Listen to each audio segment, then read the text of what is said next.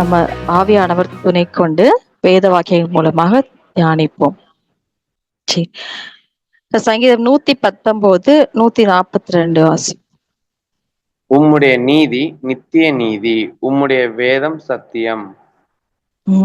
உம்முடைய நீதி நித்திய நீதி, உம்முடைய வேதம் சத்தியம். இன்னொரு வசனம் வாசிக்கலாம். சங்கீதம் 119 164.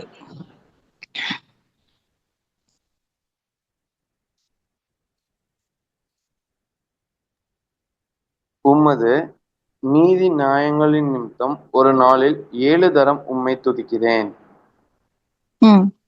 இப்ப இந்த சங்கீதக்காரன் என்ன சொல்றாங்க? உமது நீதி நியாயங்களின் நிமித்தம் ஒரு நாளில் 7 தரம் உம்மை துதிக்கிறேன். இப்ப நம்மளாம் எதற்காக துதிக்கிறோம் ஆண்டவரை? இப்ப ஆராதனை அப்படின்னு சொன்னா எந்த நோக்கத்தோட நம்ம துதிக்கிறோம்? கடவுள் நமக்கு செஞ்ச நன்மைகளை நினைச்சு துதிப்போம். கடவுள் எப்படிப்பட்டவர் அப்படிங்கிறத நினைச்சு துதிப்போம். அப்படி நம்ம துதிக்கிறோம். அப்புறம் சில பேர் துதிச்சா நம்மளுக்கு பலன் கிடைக்கும், ஆசீர்வாதம் கிடைக்கும், இந்த மாதிரி நினைச்சியும் ஆண்டவரை துதிக்கிறாங்க. ஆனா இந்த சங்கீதக்காரன் சொல்றாங்க, அவருடைய நீதி நியாயங்கள் நிமித்தம் அவரை துதிக்கிறேன் அப்படின்னு சொல்றாங்க. இன்னொரு இடத்துல சங்கீதம் 119 62 119 62.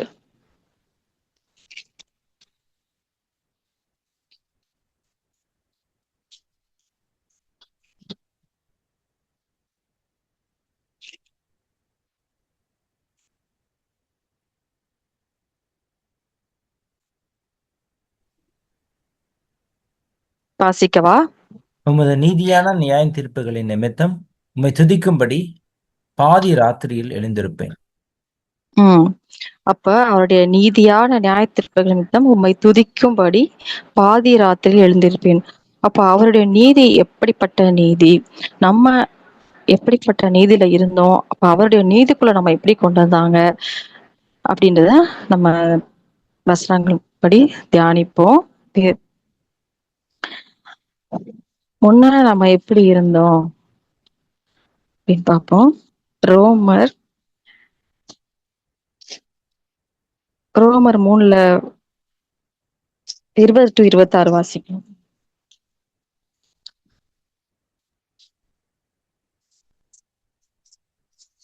இப்படி இருக்க பாவத்தை அறிகிற அறிவு நியாய பிரமாணத்தினால் வருகிறபடியால் எந்த மனுஷனும் நியாய பிரமாணத்தின் கிரியைகளினாலே தேவனுக்கு முன்பதாக நீதிமானாக்கப்படுவதில்லை. இப்படி இருக்க நியாயப்பிரமாணம் இல்லாமல் தேவ நீதி வெளியாக்கப்பட்டிருக்கிறது. அதை குறித்து நியாயப்பிரமாணமும் தீர்க்க தரிசனங்களும் சாட்சியிடுகிறது. அது இயேசு கிறிஸ்துவை பற்றும் விசுவாசத்தினாலே பழிக்கும் தேவநீதியே. விசுவாசிக்கிற எவர்களுக்குள்ளும் எவர்கள் மேலும் அது பழிக்கும் வித்தியாசமே இல்லை. 26 வரைக்கும் வாசிக்கலாம். எல்லாரும் பாவம் செய்து தேவ மகிமை அற்றவர்களாகி இலவசமாய் அவருடைய கிருபையினாலே கிறிஸ்து இயேசுவில் உள்ள மீட்பை கொண்டு நீதிமான்களாக்கப்படுகிறார்கள். தேவன் பொறுமையாய் இருந்த முற்காலத்தில் நடந்த பாவங்களை தாம் பொறுத்து கொண்டதை குறித்து தம்முடைய நீதியை காண்பிக்கும் பொருட்டாகவும் தாம் நீதியுள்ளவரும் இயேசுவின் இடத்தில் விசுவாசமாய் இருக்கிறவனை நீதிமானாக்குகிறவருமாய் விளங்கும்படி இக்காலத்திலே தமது நீதியை காண்பிக்கும் பொருட்டாகவும் கிறிஸ்து இயேசுவினுடைய இரத்தத்தை பற்றும் விசுவாசத்தினாலே பலிக்கும் கிருபாதார பலியாக அவரை ஏற்படுத்தினார். Thank you brother. இப்ப அந்த நியாய பிரமாணத்தின் கிரியைகள்னால நம்ம எந்த நீதிமானாக்க முடியாது. இஸ்ரவேலர்களும் அப்படி முயற்சித்தாங்க, ஆனா முடியல. ஆனா இந்த தேவ நீதி நம்மளை எப்படி நீதிமான ஆக்கியிருக்கு அப்படின்னா, அந்த தேவனுடைய நீதி தன்னுடைய சொந்த குமாரனை தமக்காக கிருபாதார பலியாக கொடுத்து அந்த அன்பை வெளிப்படுத்திருக்கு. அப்படிப்பட்ட நீதி எதுக்காக அவரை தன்னை கிருபாதார பலியாக கொடுத்தார்? நம்முடைய பாவங்களை போக்கி நம்ம ஆக்கினை தீர்ப்புக்கு விலக்கி காப்பதற்கு. ஆனா அந்த நியாயப்பிரமாணத்தின் நீதி, அந்த சுய நீதி ஒருத்தரை ஆக்கினைக்குள்ளாக தீர்க்கும். அப்ப அப்படிப்பட்ட அந்த தேவ நீதிக்குள்ள தேவன் நம்மை அழைச்சிருக்காரு. இப்ப சாதாரணமா நம்ம ஒரு மனுஷங்கள் நீதியா இவங்க இப்படி செஞ்சாங்க, அதனால நான் அப்படி பண்ணேன் அப்படின்னு நமக்குள்ளேயும் அந்த சுயநீதியெல்லாம் இருக்கும். அதெல்லாம் தப்பு இல்ல அப்படின்ற மாதிரி இருக்கும். ஆனா தேவன் விரும்புகிற நீதி என்ன அப்படின்னு பார்ப்போம். இந்த தேவன் வந்து மன்னிக்கிற அப்படிப்பட்டதான ஒரு நீதி, தேவ நீதி. இப்ப யோவான் 8:1 இருந்து 11 வரைக்கும் வாசிப்போம். யாரையும் ஆக்கினைக்குள்ளாக தீர்க்காத நீதி.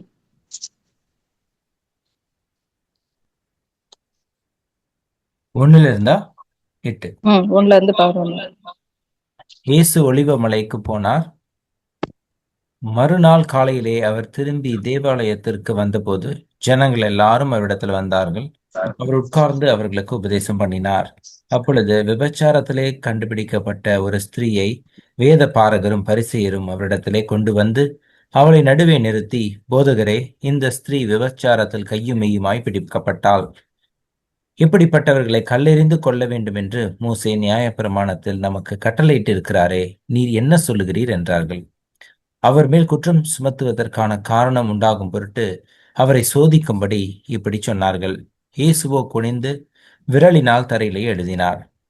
அவர்கள் ஓயாமல் அவரை கேட்டுக்கொண்டிருக்கையில் அவர் நிமிர்ந்து பார்த்து, உங்களில் பாவமில்லாதவன் இவள் மேல் முதலாவது கல்லெறிய கடவன் என்று சொல்லி அவர் மறுபடியும் குனிந்து தரையிலே எழுதினார். அவர்கள் அதை கேட்டு தங்கள் மனசாட்சியினால் கடிந்து கொள்ளப்பட்டு பெரியோர் முதல் சிறியோர் வரைக்கும் ஒவ்வொருவராய் போய்விட்டார்கள். இயேசு தனித்திருந்தார். அந்த ஸ்திரீ நடுவே நின்றாள். இயேசு நிமிர்ந்து அந்த ஸ்திரீயை தவிர வேறு ஒருவரையும் காணாமல், ஸ்திரீயே, உன்மேல் குற்றம் சாட்டினவர்கள் எங்கே? ஒருவனாகிலும் உன்னை ஆக்கினைக்குள்ளாக தீர்க்கவில்லையா என்றார். அதற்கு அவள், இல்லை ஆண்டவரே என்றாள். இயேசு அவளை நோக்கி, நானும் உன்னை ஆக்கினைக்குள்ளாக தீர்க்கிறதில்லை. நீ போ, இனி பாவம் செய்யாதே என்றார். Thank you brother. Thank you brother. இப்ப இப்படிப்பட்ட நீதி உள்ள தேவன், அதற்காக தான் நம்ம அந்த ஆக்கினைக்குள்ளாக போகக்கூடாதுன்னா அந்த கிருபாதார பலியாக அவரை ஒப்பு கொடுத்தார். இப்படிப்பட்ட நீதிதான் அந்த தேவ நீதி. ஆனா இந்த மனிதர்களுடைய நீதி ஒரு குற்றவாளிய குற்றப்படுத்தி அவர்களை கொல்ல கூட துணியாது. அப்ப அப்படிப்பட்ட நிலைமையில தான் நமக்குள்ள ஏசு வராதப்ப நம்ம அந்த நீதியில இருந்தோம். இப்ப நம்ம எந்த நீதிக்குள்ள வந்திருக்கோம்? ஆஹ் எபேசியர் 4:21-24 வாசிக்கலாம். ரோமர் ஃபர்ஸ்ட் வந்து ரோமர் 6:16-20 வாசிக்கலாம். மரணத்துக்கு ஏதுவான பாவங்களானாலும் நீதிக்கு ஏதுவான கீழ்ப்படிதலானாலும் எதற்கு கீழ்ப்படியும்படி உங்களை அடிமைகளாக ஒப்புக் கொடுக்கிறீர்களோ அதற்கே கீழ்ப்படுகிற அடிமைகளாய் இருக்கிறீர்கள் என்று அறியீர்களா?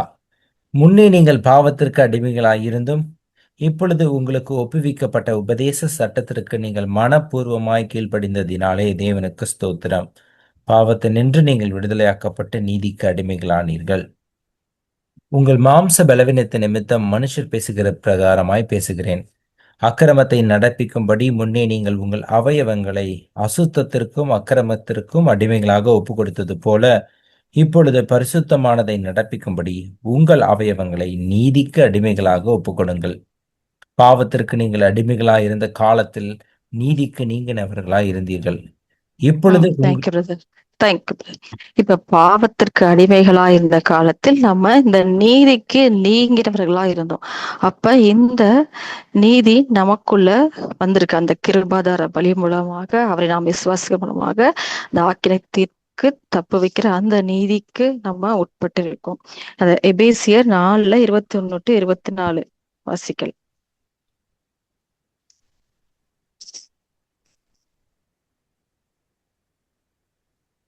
இயேசுவினிடத்தில் சத்தியத்தின்படியே நீங்கள் அவரிடத்தில் கேட்டறிந்து அவரால் போதிக்கப்பட்டீர்களே, அந்தபடி முந்தின நடக்கைக்குரிய மோசம் போக்கும் இச்சைகளாலே கெட்டுப்போகிற பழைய மனுஷனை நீங்கள் களைந்து போட்டு உங்கள் உள்ளத்திலே புதிதான ஆவி உள்ளவர்களாகி மெய்யான நீதியிலும் பரிசுத்தத்திலும் தேவனுடைய சாயலாக சிருஷ்டிக்கப்பட்ட புதிய மனுஷனை தரித்துக் கொள்ளுங்கள்.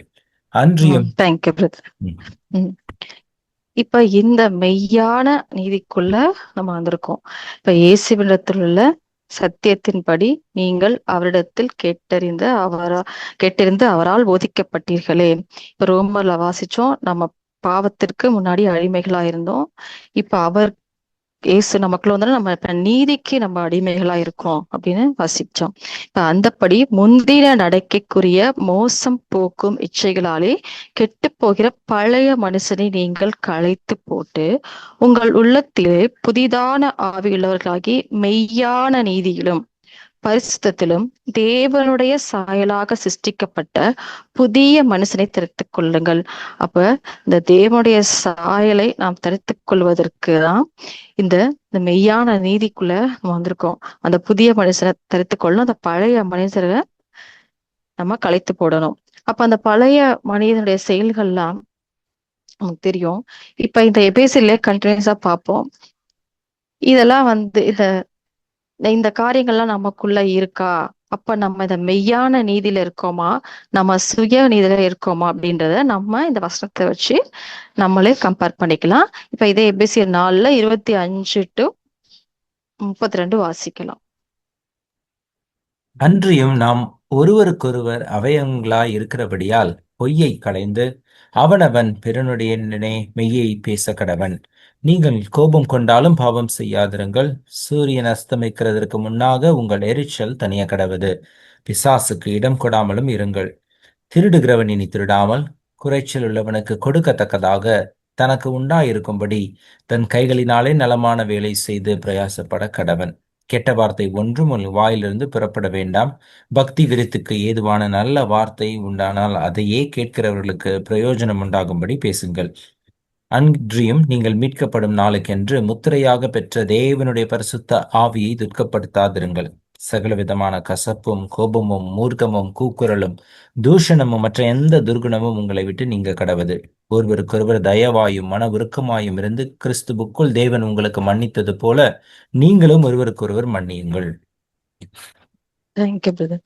அப்ப இந்த காரியங்கள்லாம் நமக்குள்ள இருந்துச்சுன்னா நம்ம கிட்ட இருக்கிறது மெய்யான நீதி கிடையாது. நம்ம சில காரியங்கள் செய்துட்டு நான் நீதியா நடக்கிறேன் அப்படின்னு நம்ம தேவனுக்கு முன்னாடி நம்ம சொல்ல முடியாது. இப்ப இந்த காரியங்கள்லாம் முற்றிலுமா நம்ம கிட்ட இல்லாம இருந்தாதான் நம்ம மெய்யான நீதிக்குள்ள வந்திருக்கோம், புதிய மனுஷனை தரித்து கொண்டிருக்கிறோம் அப்படிங்கிறதுக்கான அடையாளம். அதற்காக நம்ம அனுதினமும் பிரயாசப்படணும். இந்த இஸ்ரவேலர் வந்து இப்படிதான் தங்களோட சுய நீதியை வந்து தேடினாங்க. அவங்க செய்த சில காரியங்களை வச்சு தங்களை நீதிமான்னு நினைச்சாங்க. நியாயப்பிரமாணத்தின்படி ஒரு சில காரியங்கள் ஃபாலோ பண்ணிட்டு தன்னை நீதியா நினைச்சாங்க. ஆனா அது உண்மையான நீதி கிடையாது. இப்ப ரோமர்ல 9:30-32 வாசிக்கலாம்.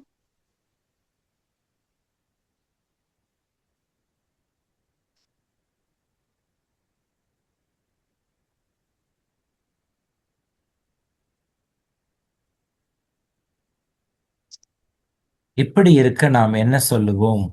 நீதியை தேடாத புறஜாதியார் நீதியை அடைந்தார்கள். அது விசுவாசத்தினாலாகும் நீதியே. நியாயப்பிரமாணத்தை தேடின இஸ்ரவேலரோ நியாயப்பிரமாணத்தை அடையவில்லை. எண்ணத்தினால் என்றால் அவர்கள் விசுவாசத்தினாலே அதை தேடாமல் நியாயப்பிரமாணத்தின் கிரியைகளினாலே தேடினபடியால் அதை அடையவில்லை. இடறுதற்கான கல்லில் இடறினார்கள். Thank you brother. அதைத் தொடர்ந்து ரோமர் 10:1-10 வாசிக்கலாம். சகோதரரே, இஸ்ரவேலர் ரட்சிக்கப்பட வேண்டும் என்பதே என் இருதயத்தின் விருப்பமும் நான் தேவனை நோக்கி செய்யும் விண்ணப்பமாய் இருக்கிறது. தேவனை பற்றி அவர்களுக்கு வைராக்கியம் முன்னென்று அவர்களை குறித்து சாட்சி சொல்லுகிறேன். ஆகிலும் அது அறிவிற்கேற்ற வாக்கியம் அல்ல. வைராக்கியம் அல்ல. எப்படி என்றால் அவர்கள் தேவ நீதியை அறியாமல் தங்கள் சுய நீதியை நிலைநிறுத்த தேடுகிறபடியினால் தேவ நீதிக்கு கீழ்ப்படியாதிருக்கிறார்கள். விசுவாசிக்கிற எவனுக்கும் நீதி உண்டாகும்படியாக கிறிஸ்து நியாயப்பிரமாணத்தின் முடிவாய் இருக்கிறார். மோசே நியாயப்பிரமாணத்தினாலாகும் நீதியை குறித்து கொஞ்சம் ஸ்க்ரோல் பண்ணுங்க brother.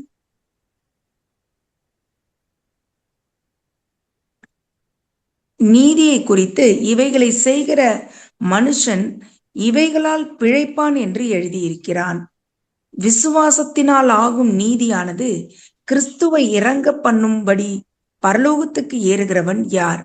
அல்லது கிறிஸ்துவை மரித்தோரிலிருந்து ஏறு வரும் பண்ணும்படி பாதாளத்துக்கு இறங்குகிறவன் யார் என்று என் உள்ளத்தில் சொல்லாதிருப்பாயாக என்று சொல்லுகிறதும் அன்றி, இந்த வார்த்தை உனக்கு சமீபமாய் உன் வாயிலும் உன் இருதயத்திலும் இருக்கிறது என்றும் சொல்லுகிறது.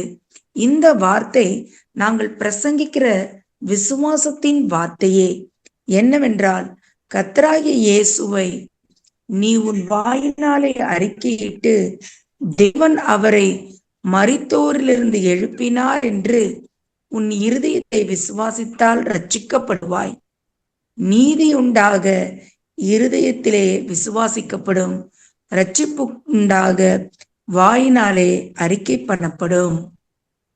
Thank you sister.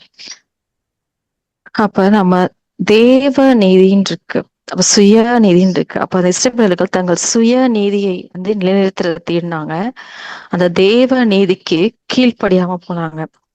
இன்னைக்கு நம்மளும் சில காரியங்கள் வச்சிருப்போம். தேவன் வந்து இதை செய்யக்கூடாது, இப்படிதான் இருக்கணும். இப்ப நம்ம எபேசியர் 4ஆம் அதிகாரம் கூட வாசிச்சோம். சகல விதமான துர்க்குணம், கோபம், மூர்க்கம் இதெல்லாம் இருக்கக்கூடாது, இதெல்லாம் கலைக்கணும். மெய்யை பொய்யை கலந்து மெய்யை பேசணும். இந்த மாதிரி ஒருவருக்கு ஒரு தயவாய் மனவருக்கு மன்னிக்கணும். இந்த மாதிரி காரியங்கள்லாம் எல்லாமே இருக்கு. ஆனா பாத்தீங்கன்னா நம்மளோட சுய நீதி நம்ம கிட்ட இருந்துச்சுன்னா இதெல்லாம் நம்ம உடனே செய்ய மாட்டோம். அவங்க அப்படி செஞ்சாங்க, அதனால நம்ம சண்டை போடலாம் கூட ஒரு அமைதியா இருந்துட்டு, ஆனா நம்ம உள்ளத்துல இருக்கும் அதெல்லாம் நம்ம கலைக்கணும். மெய்யான நீதியிலும் நம்ம பரிசுத்ததிலும் புதிதாக்கப்பட்ட அந்த புதிய மனுஷனை வந்து நம்ம தரித்து கொள்ளணும். நம்ம சுய நீதியை வந்து நம்ம கலைக்கணும். தேவ நீதிக்கு நம்மள ஒப்பு கொடுக்கணும். பிலிப்பியர் பவுல் பாருங்க, அவங்கள பத்தி சொல்றாங்க. பிலிப்பியர் 3:4-11.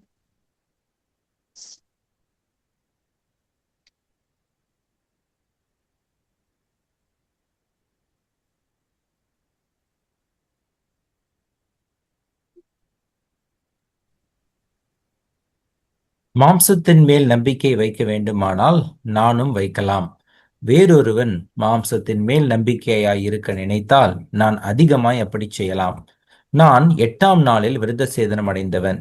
இஸ்ரவேல் வம்சத்தான், பென்யமீன் கோத்திரத்தான், எபிரேயரில் பிறந்த எபிரேயன், நியாயப்பிரமாணத்தின்படி பரிசேயன், பக்தி வைராக்கியத்தின்படி சபையை துன்பப்படுத்தினவன், நியாயப்பிரமாணத்திற்குரிய நீதியின்படி குற்றம் சாட்டப்படாதவன்.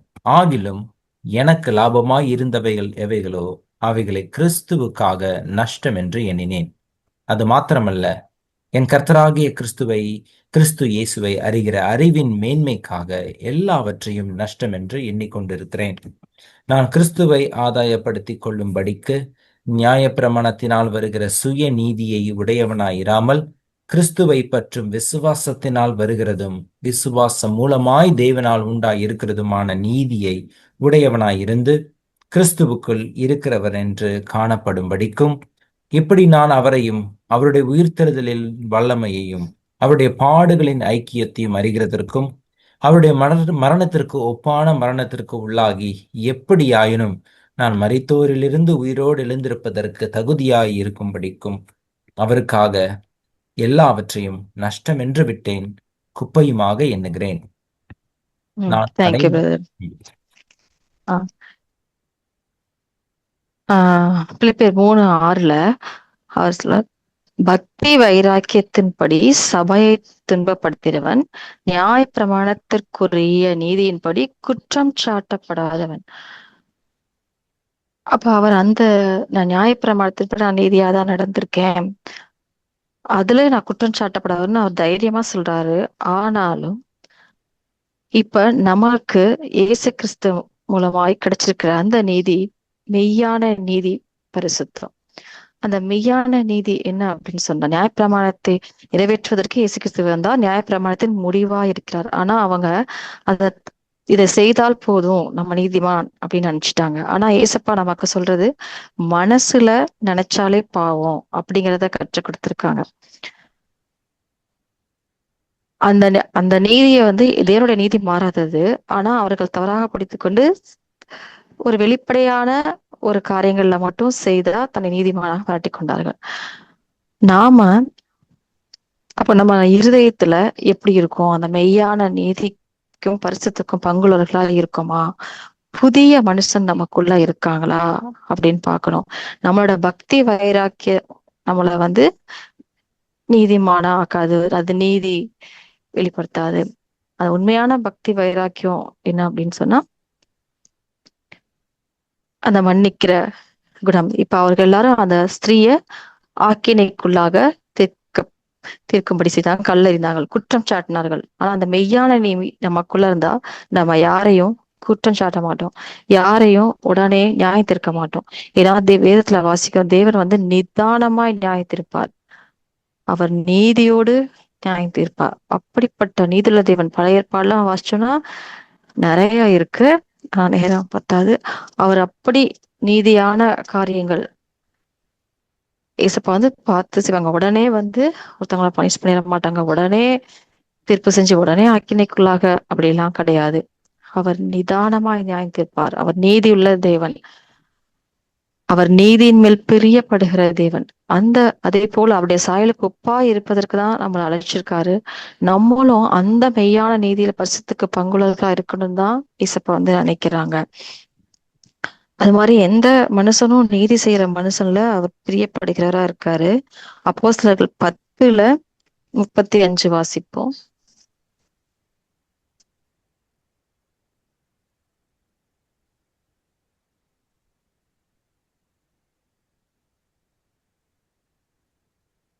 எல்லாருக்கும் கர்த்தராய் இருக்கிற இயேசு கிறிஸ்துவை கொண்டு அவர் சமாதானத்தை சுவிசேஷமாய் கூறி இஸ்ரவேல் புத்திரருக்கு அனுப்பின வார்த்தையை அறிந்திருக்கிறீர்களே. 35. எந்த ஜனத்திலாயினும் அவருக்கு பயந்திருக்கிற நீதியை செய்கிறவன் எவனோ அவனே அவருக்கு உகந்தவன் என்று நிச்சயமாய் அறிந்திருக்கிறேன். இந்த சம்பவம் அப்போஸ்தலர்கள் 10ல பேதுரு அந்த கொர்நேலியோ, ஏசப்பா பேதுருக்கு தரிசனமாகி கொர்நேலியோ பத்தி சொல்லுவாங்க, கொர்நேலியோ பத்தி சொல்லுவாங்க, பேதுரு பத்தி சொல்லுவாங்க. அப்ப அந்த கொர்நேலியோ எப்படி இருந்தாருன்னா, நீதி 22 வாசிப்போம், 21, 22 வாசிப்போம் அதே அதிகாரத்துல. அப்பொழுது பேதுரு கொர்நேலியுவினால் தன்னிடத்தில் அனுப்பப்பட்ட மனுஷரிடத்திற்கு இறங்கி போய், இதோ நீங்கள் தேடுகிறவன் நான் தான், நீங்கள் வந்திருக்கிற காரியம் என்ன என்றான். அதற்கு அவர்கள், நீதிமானும் தேவனுக்கு பயப்படுகிறவரும் யூத ஜனங்கள் எல்லாராலும் நல்லவர் என்று சாட்சி பெற்றவருமாயிருக்கிற கொர்நேலியு என்னும் 100க்கு அதிபதி உம்மை தம்முடைய வீட்டுக்கு அழைப்பித்து உம்மால் சொல்லப்படும் வார்த்தைகளை கேட்கும்படி பரிசுத்த தூதனாலே தேவ எத்தனமாய் கட்டளையிட்டார் என்றார்கள். இந்த சம்பவம் நமக்கு தெரியும். பேதருக்கு ஆண்டவர் தரிசனம் கொடுப்பாரு, சுத்தமானத அசுத்தமானதெல்லாம் அடுத்து பூசி அந்த மாதிரிலாம் சொல்லுவாங்க. இல்ல ஆண்டவரே, நான் அது மாதிரிலாம் செய்யக்கூடாது, இல்ல நான் பரிசுத்தமாக்குறத நீ செய்யாத.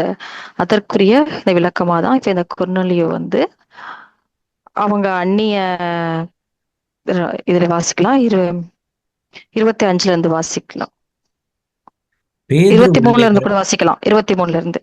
அப்பொழுது பேதுரு அவர்களை உள்ளே அழைத்து அவர்களுக்கு உபச்சாரம் செய்து மறுநாளிலே அவர்களுடனே கூட புறப்பட்டான்.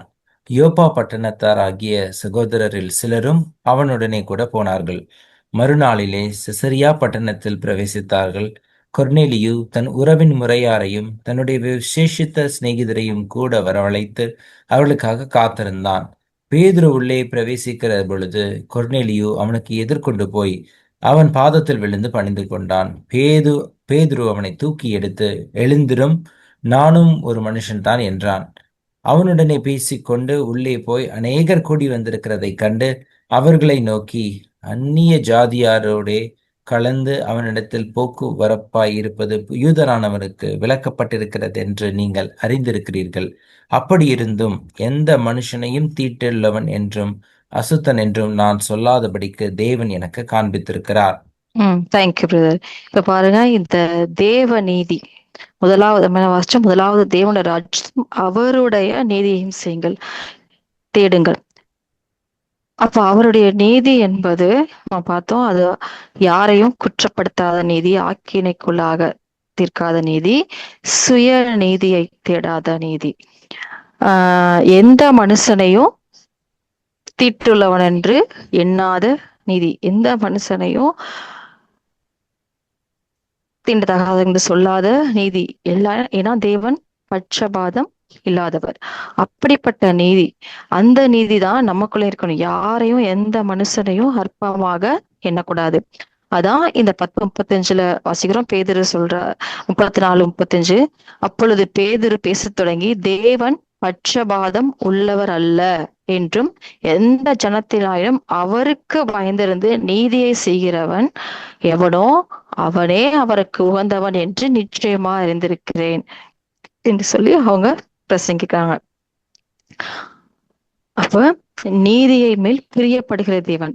அப்ப அந்த தேவ நீதி அப்படின்னா, அப்ப இந்த மாதிரியான காரியங்களா இருக்கணும். யாரையும் நம்ம அற்பமா நினைக்க கூடாது. அப்படிப்பட்ட நீதி உள்ளவங்களா நம்ம நடக்கணும். ஓகே, இப்ப இந்த தேவ நீதி தன்னை மகிமைப்படுத்தாது. இப்ப யோவான் 7:17 வாசிப்போம்.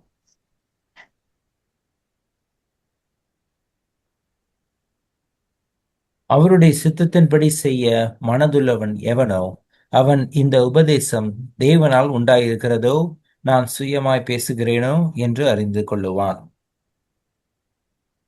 18 வாசிக்கலாம். சுயமாய் பேசுகிறவன் தன் சுய மகிமையை தேடுகிறான்.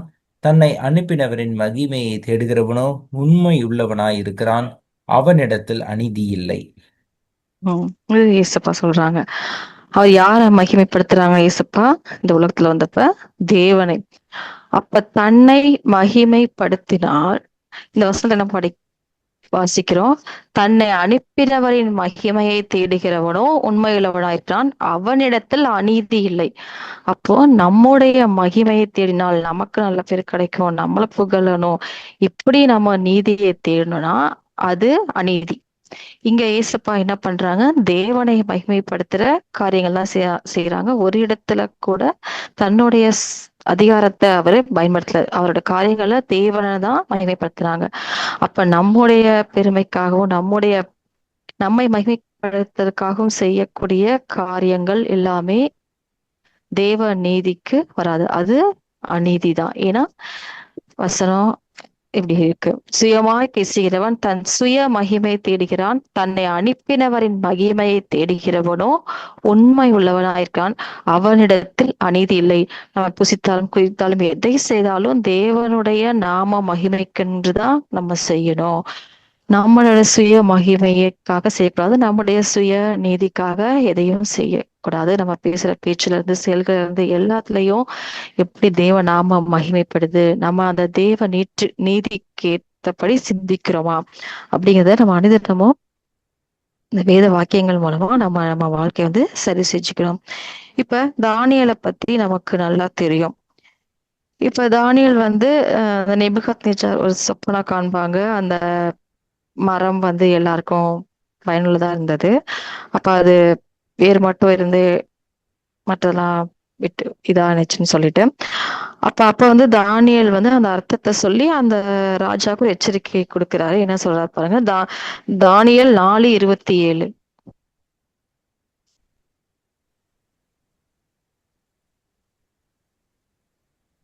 ஆகையால் ராஜாவே, நான் சொல்லும் ஆலோசனையை நீர் அங்கீகரித்துக் கொண்டு நீதியை செய்து உமது பாவங்களையும் சிறுமையானவர்களுக்கு இறங்கி உமது அக்கிரமங்களையும் அகற்றிவிடும். அப்பொழுது உம்முடைய வாழ்வு நீடித்திருக்கலாம் என்றான். Thank you brother. பாருங்க, அப்ப அவருடைய 4:27 வாசிச்சோம். அப்ப நீதியை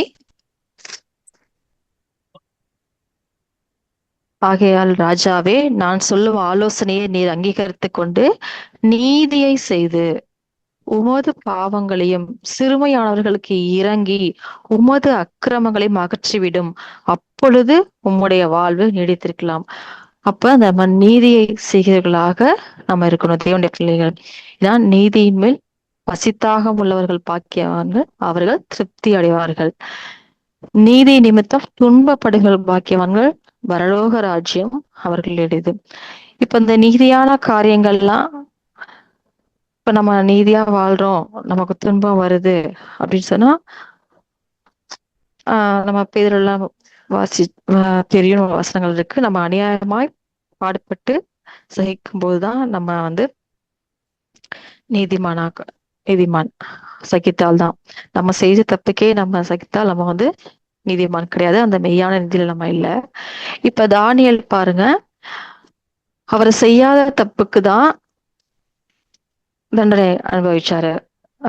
செய்யாத தப்புனா அவர் தேவனுடைய சிங்க குகையில போட்டது தெரியும், ஆனா அவருக்கு எதுவும் ஆகல. ஏன் அப்படின்னு அந்த தானியேலே வந்து தைரியமா சொல்லுவாரு. ஏன்னா தானியேல் 6:22 வாசிப்போம்.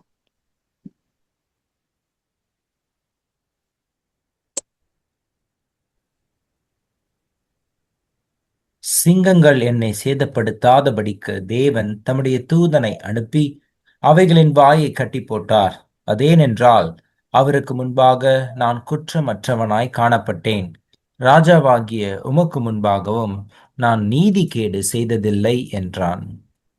பாருங்களேன், அந்த தானியேலே அவங்க அவ்வளவு தைரியமா தன்னை குறிச்சே வந்து சொல்றாங்க, நான் தேவனுக்கு ராஜாவாகிய உமக்கு முன்பாகவும் நீதி செய்ததில்லை.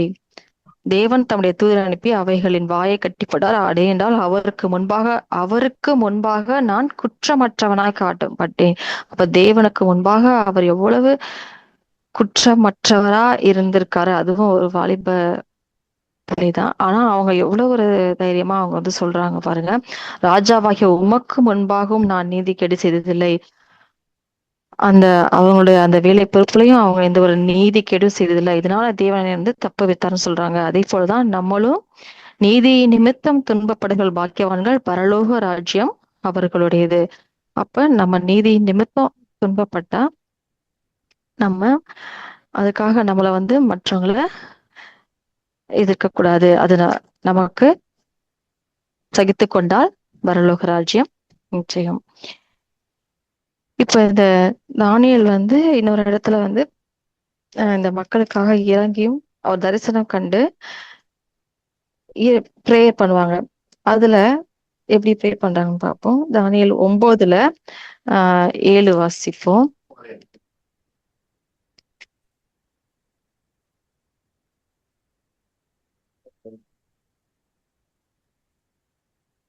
ஆண்டவரே, நீதி உமக்கே உரியது.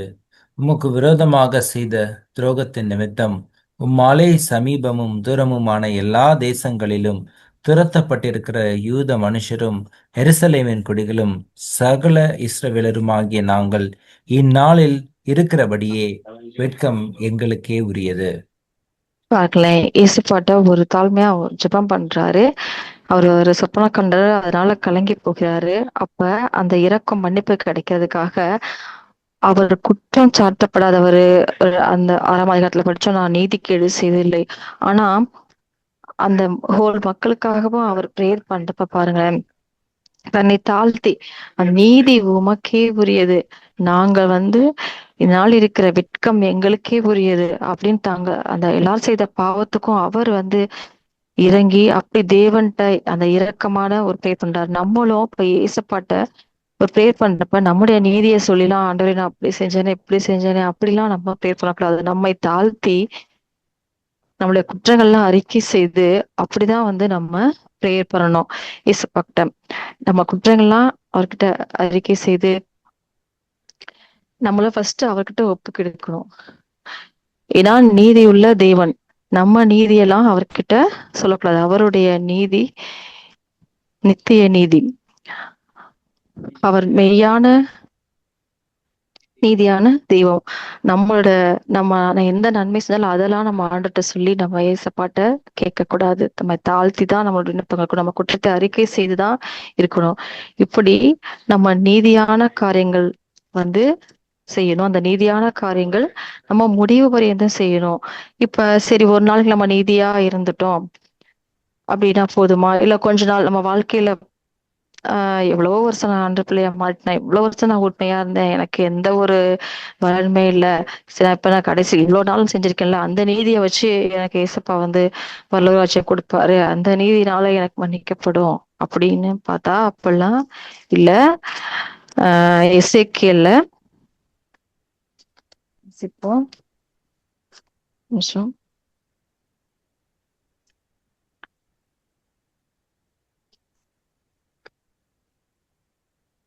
எசேக்கியேல்ல 18:24 வாசிப்போம்.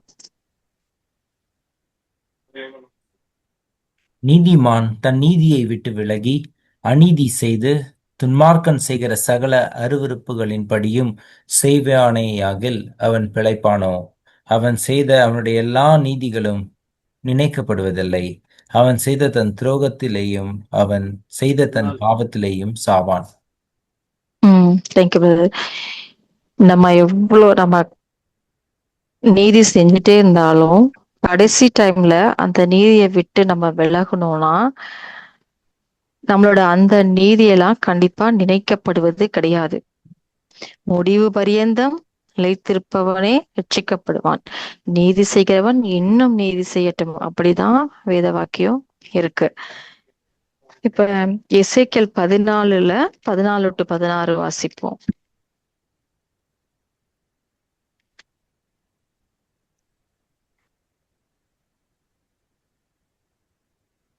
அப்பொழுது நோவா, தானியேல், யோபு ஆகிய 3 புருஷனும் அது நடுவில் இருந்தாலும் அவர்கள் தங்கள் நீதியினால் தங்கள் ஆத்துமாக்களை மாத்திரம் தப்புவிப்பார்கள் என்று கர்த்தராகிய ஆண்டவர் சொல்லுகிறார்.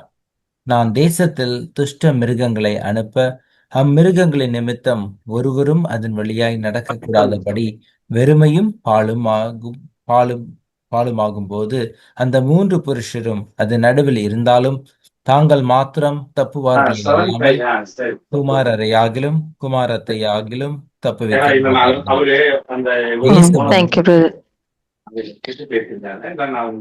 இதுக்கு முன்னாடி ஒரு வசனம் வாசிக்கிறேன். 12 கர்த்தருடைய வார்த்தை எனக்கு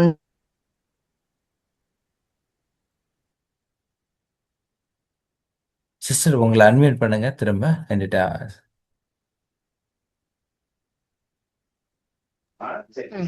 ஓகே ஒரு நிமிஷம் வருது.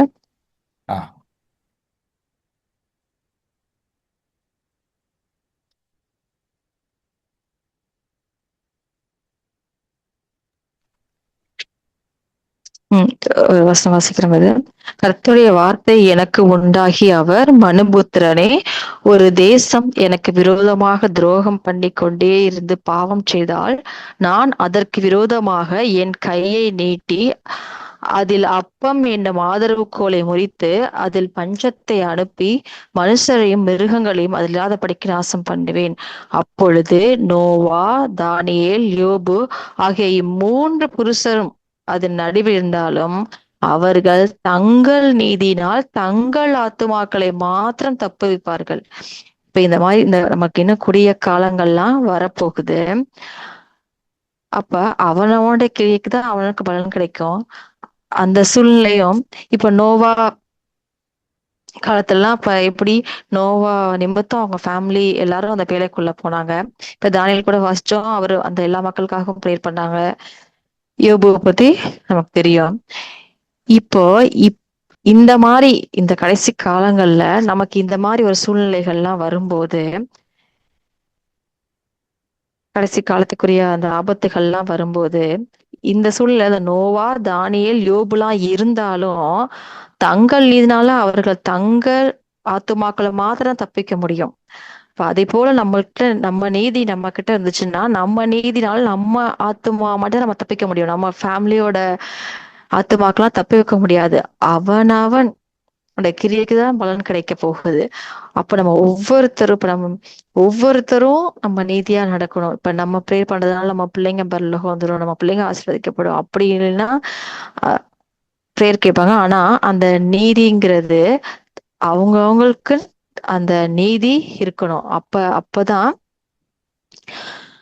நம்ம அந்த நித்திய ஜீவன் சுதந்திரிக்க முடியும். இப்ப நான் நீதியா மட்டும் நடந்துட்டு என் பிள்ளைகள் நடக்கலைன்னா என் நிமித்தம் பிள்ளைகள் நித்திய ஜீவனுக்குள்ள பிரவேசிக்க முடியாது.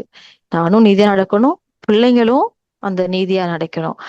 அதான் இந்த வேத வாக்கியம் சொல்லுது. அந்த காலத்துல அந்த மாதிரி ஒரு சுச்சுவேஷன்ல நோவா, தானியேல், யோபு இப்படி இந்த 3 புருஷர்கள் இவ்வளவு நீதியான குற்றச்சாட்டப்படாத இந்த புருஷர்கள் இருந்தா கூட தங்கள் நீதினால் தங்கள் ஆத்துமாக்களை மாத்திரதான் தப்பு வைக்க முடியும். 16ல வாசிக்கிறோம், அந்த 3 புருஷரும் அதன் நடுவில் இருந்தாலும் தாங்கள் மாத்திரம் தப்புவார்களே அல்லாமல் குமாரராகிலும் குமாரத்திகளை ஆகிலும் தப்புவிக்க மாட்டார்கள். அப்ப நம்ம ஒவ்வொருவரும் நம்ம நீதிய தேடணும். நீதியை செய்கிறவனும் தேவனால் பிறந்திருக்கிறான் வேதத்துல வாசிக்கிறோம். அப்ப நம்ம நீதி செய்ய வேண்டியது ரொம்ப முக்கியம். நம்ம முடிவு பரியந்தம் நிலைச்சிருக்கணும்.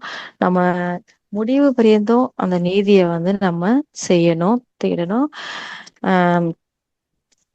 வெளிப்படுத்தல வாசிக்கிறோம் 22:11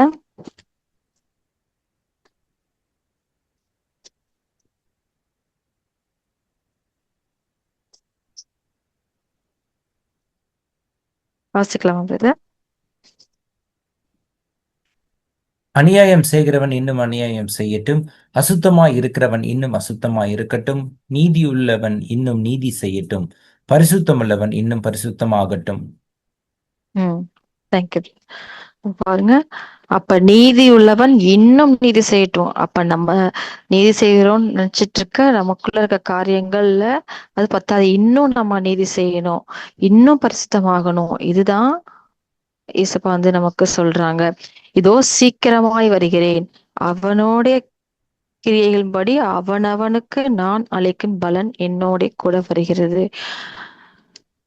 நம்முடைய தேவன் நீதியுள்ள தேவன்.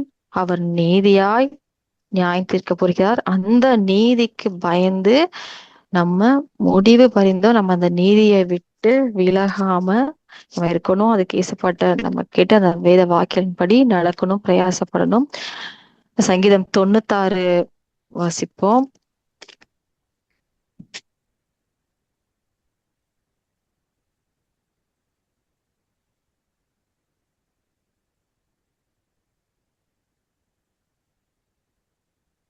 கர்த்தருக்கு புதுப்பாட்டை பாடுங்கள், பூமியின் குடிகளே, எல்லாரும் கர்த்தரை பாடுங்கள். கர்த்தரை பாடி அவருடைய நாமத்தை ஸ்தோத்தரித்து நாளுக்கு நாள் அவருடைய இரட்சிப்பை சுவிசேஷமாய் அறிவியுங்கள். ஜாதிகளுக்குள் அவருடைய மகிமையையும் சகல ஜனங்களுக்குள்ளும் அவருடைய அதிசயங்களையும் விவரித்து சொல்லுங்கள். கர்த்தர் பெரியவரும் மிகவும் ஸ்தோத்தரிக்கப்படத்தக்கவருமாய் இருக்கிறார். எல்லா தேவர்களிலும் பயப்படத்தக்கவர் அவரே. சகல ஜனங்களுடைய தேவர்களும் விக்கிரகங்கள் தானே. கர்த்தரோ வானங்களை உண்டாக்கினவர். மகிமையும் கனமும் அவர் சமூகத்தில் இருக்கிறது. வல்லமையும் மகத்துவமும் அவர் பரிசுத்த ஸ்தலத்தில் உள்ளது. ஜனங்களின் வம்சங்களே, கர்த்தருக்கு மகிமையையும் வல்லமையையும் செலுத்துங்கள். கர்த்தருக்கே அதை செலுத்துங்கள்.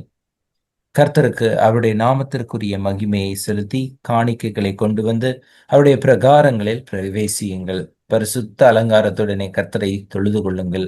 உலோகத்தாரே, நீங்கள் யாவரும் அவருக்கு முன்பாக நடுங்குங்கள். கர்த்தர் ராஜரீகம் பண்ணுகிறார். ஆகையால் பூச்சக்கரம் அசையாதபடி உறுதிப்பட்டிருக்கும். அவர் ஜனங்களை நிதானமாய் நியாயம் தீர்ப்பார் என்று ஜாதிகளுக்குள்ளே சொல்லுங்கள். வானங்கள் மகிழ்ந்து பூமி பூரிப்பாகி சமுத்திரமும் அதன் நிறைவும் முழங்குவதாக. நாடும் அதிலுள்ள யாவும் களி கூறுவதாக. அப்பொழுது கர்த்தருக்கு முன்பாக காட்டு விருட்சங்கள் எல்லாம் கம்பீரிக்கும். அவர் வருகிறார். அவர் பூமியை நியாயம் தீர்க்க வருகிறார். அவர் பூலோகத்தை நீதியோடும் ஜனங்களை சத்தியத்தோடும் நியாயம் தீர்ப்பார். Thank you brother. இந்த வாக்கியம் நமக்கெல்லாம் தெரியும். படிச்சாலே புரியும். அப்ப அவர் நீதியோடு நம்ம நியாயம் தீர்ப்பார். நம்ம எப்படிலாம் இருக்கணும் எல்லாமே இந்த அழகா இந்த சங்கீத பகுதியில இருக்கு. கர்த்தரை பாடி அவருடைய நாமத்தை ஸ்தோத்திரித்து நாளுக்கு நாள் அவருடைய ரட்சிப்பை சுவிசேஷமா அறிவியுங்கள். அப்ப இந்த தாகம் நமக்குள்ள இருக்கணும். அது எல்லாமே அந்த தேவ நீதி தான். ஏன்னா அதற்காக கிருபாதார பலியாக அவர் ஏசப்பா தேவன் ஒப்பு கொடுத்திருக்காரு ஏசப்பாவை. நம்ம அந்த நீதிக்குள்ள வந்திருக்கோம், மெய்யான நீதிக்குள்ள. அந்த அவருடைய சித்தத்தை நாம நிறைவேற்றணும். நீதி உள்ளவன் இன்னும் நீதி செய்கின்ற வாக்கியத்தின்படி நம்ம இன்னும் நீதி செய்வோம். தேவனுடைய ராஜ்யத்தை சுதந்திரிப்போம். கர்த்தருடைய நாமம் மகிமைப்படுவதாக. Praise the Lord. ஸ்தோத்திரிக்கிறோம் எங்கள் அப்பா பிதாவே தந்தையே, நன்றியோடு துதிக்கிறோம், ஸ்தோத்திரிக்கிறோம். நன்றி தேவனே, நீர் எங்களோடு இடைப்பட்ட காயத்திற்காக நன்றி ராஜா. நீர் எங்கள் கற்றுக் கொடுத்த பாடங்களுக்காக நன்றி. உம்முடைய நீதியை பற்றி நீங்க எங்கள் கற்றுக் கொடுத்த பாடங்களுக்காக நன்றி ராஜா. இந்த வார்த்தையின்படி நாங்கள் நடக்க எங்களுக்கு உதவி செய்யுங்க ஆண்டவரே. அப்பா, உடைய வார்த்தையை கேட்கிற பிள்ளைகளாக மாத்திரம் இல்ல, வாசிக்கிற பிள்ளைகளாக மாத்திரம் நாங்கள் இல்லாம அதன்படி செய்கிற பிள்ளைகளாக இருக்க நீங்க உதவி செய்யுங்க. நன்றி தேவனே, நாங்கள் இன்னும் நீதி செய்ய உதவி செய்யுங்க. ஏசப்பா, நீதியின் மேல் பசிதாக உள்ள பிள்ளைகளாக இருக்க உதவி செய்யுங்க. நீதியின் நிமித்தம் துன்பப்படுகிற பிள்ளைகளாக இருக்க உதவி செய்யுங்க ஆண்டவரே. ஏசப்பா, எங்கள்கிட்ட எந்த சுய நீதியும் இருக்கக்கூடாது ஆண்டவரே. உம்முடைய நீதி, மெய்யான நீதிக்கு பரிசுத்தத்திற்கு நாங்கள் பங்குள்ளவர்களாக இருக்கணும். பழைய மனுஷனை களைந்து போட்டு புதிய மனுஷனை நாங்கள் தரித்து கொள்ளணும் ஆண்டவரே. உதவி செய்யுங்க ராஜா. எங்கள் ஒவ்வொருவரையும் உங்க கரத்துல தாழ்த்தி ஒப்பு கொடுக்கிறோம். நீரை பொருட்படுத்திக் கொள்ளுங்க. எல்லா துதி கன மகிமைக்கே செலுத்துகிறோம். இயேசு நாமத்தில் ஜெபிக்கிறோம் எங்கள் ஜீவனுள்ள நல்ல பிதாவே, ஆமேன். ஆமேன், ஆமேன். என் ஆத்துமாவே கர்த்தரை ஸ்தோத்திரி, என் முழு உள்ளமே அவருடைய பரிசுத்த நாமத்தை ஸ்தோத்திரி. என் ஆத்துமாவே கர்த்தரை ஸ்தோத்திரி, கர்த்தர் செய்த சகல உபகாரங்களை மறவாதே. ஆமேன். Thank you all for joining today. God bless you all.